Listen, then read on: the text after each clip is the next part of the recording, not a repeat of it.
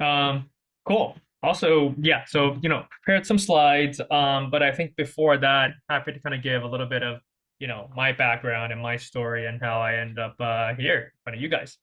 Um, so so yeah, so for myself, you know, kind of when kind of going back to Bitcoin, I actually did skim the Bitcoin white paper when it first came out, right, in 2009, and I think to be honest, I definitely thought it was a little crazy, and I was still a wee lad in college at the time, and I thought there was like this crazy magic internet money thing. But then, I remember for those of you that have been, in the space for a bit, like that Wired article in 2011, that was like one of the first kind of major, kind of mainstream media slashes for Bitcoin. And when I read that, I was like, oh, hey, this thing is still around. Then for me, it was really fast forwarding to 2014. So it was that at that point where some of the MIT researchers and students did this airdrop to all the MIT undergrads on campus. And unfortunately, I at that point had already graduated, and so I did not qualify for the airdrop. But it definitely, piqued interest from me and a lot of the alumni, and so we started talking about it. I then kind of decided to buy a little bit of Bitcoin as a forcing function for myself to learn, and immediately got the full crypto experience because in 2014 that was I basically bought right during kind of the final run up before Mt. Gox blew up. And so in those 2 weeks after I bought Bitcoin, Bitcoin price went from like 700 to like 1400 ish, and then back down to basically nothing after Gox blew up. Um, and for me, luckily, I ended up decided to buy it on Coinbase and not Mt. Gox. But it was actually an extremely difficult decision at the time because, Coinbase was this scrappy startup. And I had already back then worked at, a couple of traditional startups and and kind of knew how much of a shit show it was internally, right? Whereas Gawk was the established player. But yeah, I think looking back, certainly with the fortune of hindsight, it was the right choice. And then took a look at the space back then, but use cases were still quite few, right? The big one was kind of Silk Road, and black/gray market activities. Um, but certainly was interesting, like it was still being still around, and this seems to be people trying to build on. Then for me, fast forward to 2016, when with the rise of like Ethereum and ICOs, and that really started for me going down the rabbit hole. At the time, I was helping Walmart with their technology strategy, and so one of the things I was doing is looking at all this emerging tech like AI/ML, drones, mesh networks, and crypto and blockchain. So that's when I discovered, Ethereum and the concept of smart contracts, and really started kind of personally going down the rabbit hole to being full time in crypto. And so in 2017, with the rise of ICOs, was when um, I finally went full time into the space. Just at that point, having worked at multiple venture-backed startups, largest of which was Airbnb, kind of was quite frustrated with how, at least back then in traditional like Web two, right, to be able to invest in early stage projects, you had to be in Silicon Valley, like part of the cabal, to really get access to these deals. And what I loved about ICOs back then was, anyone that could figure out how to use a, MetaMask, right, could invest into these early stage projects. And it really gave, the average user/retail a chance to be early and to actually have this like wealth effect, this redistribution of wealth for early stage investing. And so went full time in this space. And in 2018, co-founded my first crypto fund, and then in 2022, we layered with Steven, and then Spencer, who also recently spoke to you guys about Fractal. We launched Press Start Capital together, and then most recently, kind of step back a bit from Press Start day to day, and still remain on as a venture partner there, and co-founded SatLayer, right? So as Narva mentioned, I think the short of it is we are basically building EigenLayer, but for Bitcoin, and building on top of Babylon for those aware of what Babylon is doing. So with that, let me kind of throw up these slides. Um,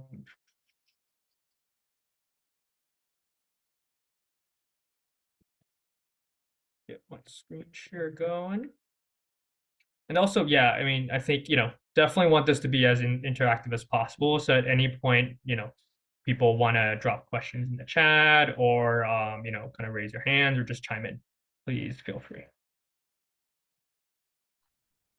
Are you gonna go? Thank you for that introduction, Luke. Are you gonna go into like what EigenLayer does, like how does it work in Ethereum, how it would work here, like that? I think a little bit.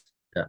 Happy to kind of give that context. I'm also going to talk a Yeah. bit about the why, like why does this all matter, right?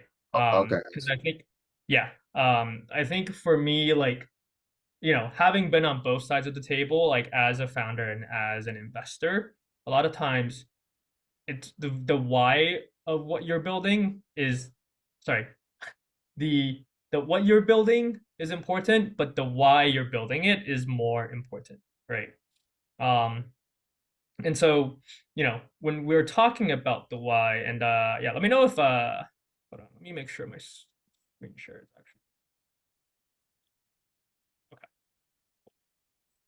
Better.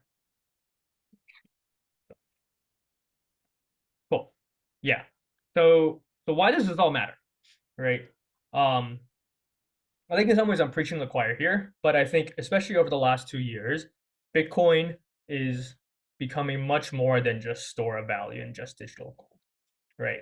And this is for a variety of reasons, but which I'll get into shortly. But I think two of the directions it's been going is on the scaling and usability side, right? And then I think the other is as a productive asset instead of an idle asset. And so, scaling usability, I won't kind of cover too much. I think, recently, I think, Spencer spoke to you guys about Fractal. There in addition to Fractal, right, there's many Bitcoin layer twos and sidechains launching, such as BitLayer and Corn, among a variety of others, right? But I think there's been this renewed interest to build on Bitcoin, and to be able to build on Bitcoin, you need to have scaling and usability, right? Of I think faster finality, but also able to actually have like a working VM virtual machine on top of it, right? Having smart contracts on top of it. So there's many different approaches by many different Bitcoin L2s and sidechains to achieve that. Now, why does Bitcoin need to be a productive asset, right? Instead of just digital gold. So I think there's two big trends in the space that I think folks need to be aware of. One is for Bitcoin miners, their profits continue to drop, right? And this is at the macro level the result of continued halvings, right? Where every 4 years the profitability is dropped by half, right? Because of the block rewards dropping by half. I think the is second point is the implications here is that the current model, right, where it's like pure proof of work, when you play this out in like the years and then decades to come, right, after a few more halvings, the entire security model is actually somewhat at risk because Bitcoin is going to become more and more valuable over time. But in the meanwhile, miners are making less and less over time, right? And so at some point, the math no longer adds up. And so the cost to secure the network is becomes lower and lower while the Bitcoin in its entirety becomes more and more valuable. And so in addition, so holding that thought for a second, right? The other piece is I think a big driver of this current cycle and bull cycle is ETFs, right? Is a lot of one TradFi rails plugging into Bitcoin, and then second, a lot of new capital coming in via these ETFs. Now, why does that matter? Um, because because for TradFi folks, once they have these ETFs, now people want additional returns and additional yield, right, on top of these ETFs. And so what's been emerging in the BTC ecosystem is kind of this productive stack, right? Where you have Bitcoin and then you have all these wrapped Bitcoin variants like WBTC, right? FBTC, Coinbase recently launched CBBTC, right? But essentially, these are just kind of Bitcoin or Bitcoin represented on Ethereum. You have all these newer Bitcoin LSTs, right? Like Bedrock, Lombard. Some of these you probably have heard of. Sol, right? Lorenzo on BTC. Um, so all these guys are liquid staking tokens that allow you to then stake the Bitcoin into Babylon, right? Where they get their yield. Um, and then you have SatLayer. So SatLayer is building restaking on top of Babylon, which I'll get into for a second. But from this, what you have is this kind of like productive stack where this is base BTC up here, right, in the base layer. And then you have staking. So now your BTC has yield. And then on top of that, you have restaking. So you have a kind of second set of yield on top of staking, um, which I'll get into for a second on why that matters. So now, kind of having shared that, right? Like, what does SatLayer actually do, and what does it mean to be the eigenlayer for Bitcoin, right? So, for those unfamiliar with Babylon, I think the simplest way to think about Babylon is that it enables as close as you can get to native staking on Bitcoin, right? Because historically, Bitcoin by itself, it's not like Ethereum where you have Ethereum Foundation that moved to proof of stake and then which enables staking, right? Bitcoin is proof of work. It doesn't inherently have native staking. So Babylon has, through their innovations, have basically built out as close as you can get today to native staking. And the way they did this is through a timestamping protocol that allows users to actually time lock their Bitcoin and use the stake Bitcoin there to secure other proof of stake chains, right? So that's where the staking yield comes from for Babylon, is securing other POS chains, not Bitcoin itself. And so what SatLayer does is building on top of Babylon, because Babylon itself only has one single slashing condition that they support natively, which basically, is for in the most simplistic way slashable safety. So what that means is Babylon itself can protect other POS chains from double spend or forking attacks. But what Babylon doesn't natively support are all the other custom slashing conditions that if you're building, say, like a bridge, right? Say an infrastructure project like a bridge or a DApp, you generally need, right? So these are, for example, some of the custom slashing conditions that are widely used are like challenge proofs, right? Node liveness, data availability, or really anything else you can think of. So that's Look, where SatLayer comes in. look, can I jump in to get some Yeah. clarification? So, with challenge proofs, data availability, and node liveliness, what's like the user level applications that these enable? Great question. Yeah, let me kind of flip to that. Let me skip a little bit, right? So yeah. So what does all that enable? This enables on Bitcoin the ability to kind of build bridges, right? Cross-chain or native swaps, ZK verification layer, Oracle services. So all these kind of like infrastructure and primitives that don't exist today on Bitcoin. So that's That one. is super This awesome. Yeah. Yeah. And then the second level, what these things enable are a lot of the, kind of traditional DeFi apps, right? So like lending markets, DEXs, perpetuals, interest rate swaps, right? Even, kind of like gaming and infrastructure there. As well as like the kind of financialization of a lot of these BTC native assets like Ordinals, Runes, and BRC20s.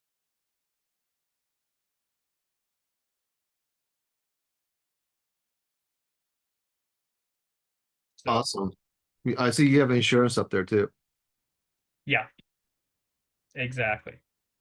So, because Very I think insurance is actually quite interesting one, right? So if we stay on this for a second, because if you think about restaking as a whole, and I think, yeah, great point, Albert, earlier. Like, if I was to back up for a second, for those unfamiliar with like EigenLayer and just like restaking share security as a whole, right?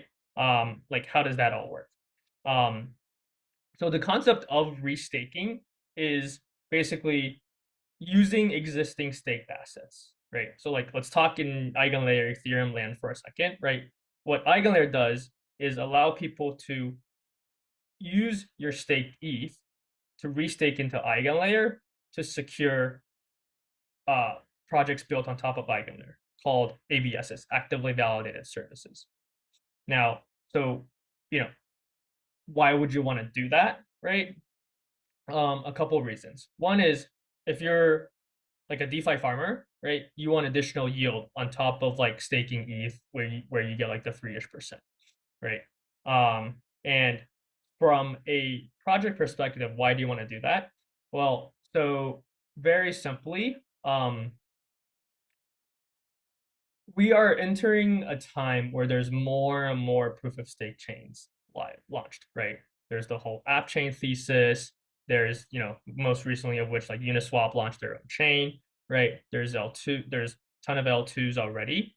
And so it's kind of like in a very short amount of time, we're probably going to 10x the number of proof of stake blockchains, right? Where it's unlikely that in the same time frame, like the entire market cap of all of crypto 10x's. So what that means is that for any individual proof of stake blockchain, or app, etc., app chain, etc., right? You're going to have lower security than you have today, and especially in a bear market, that means that your own chain is quite vulnerable to 33% attacks, 51% attacks, for proof of stake chains. And so this is where uh, the whole concept of restaking came to be on shared security, where the idea is, okay, instead of, as it traditionally is the case in proof of stake, to use your own token for security, in restaking, the idea is, why don't you use the security of one of the best assets in crypto, which is Ethereum, right? And so now, instead of it taking 33% or 51% of your stake tokens to attack your proof of stake chain, you now have to basically get 33% or 51% of staked Ethereum. And so for SatLayer, we take this concept one step further and say, well, what's the best asset in all of crypto, even more so than Ethereum, and that's Bitcoin, right? With what I think as of today, 1.3, 1.4 trillion market cap, right? And also underneath it being proof of work.